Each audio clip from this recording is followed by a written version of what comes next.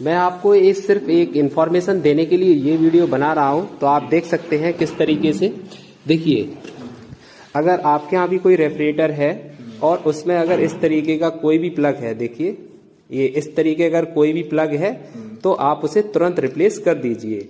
Otherwise ये और भी पार्ट्स को खराब कर सकता है। जैसा मैं यहाँ पे चेक करने आया था, तो इसको आप सबसे पहले चेंज कर देंगे। और मैं जो यहाँ पर आया था उसका ये रिले शॉर्ट हुआ था। इसका ये रिले शॉर्ट होने का कारण भी यही है कि इसमें स्पार्किंग होके ये चीज खराब हो गई थी। अगर आपके यहाँ भी ये चीज बार बार खराब हो रही है तो आप इस तरीके का जो प्लग है, आप देख सकते हैं वीडियो में, ये इस तरीके का अगर प्लग है उसे आप रिप्लेस तुरंत कर दीजिए। और यहाँ पे भी अगर कोई चीज जली हुई है इसमें तो आप उसको भी चेंज कर दें। Thank you.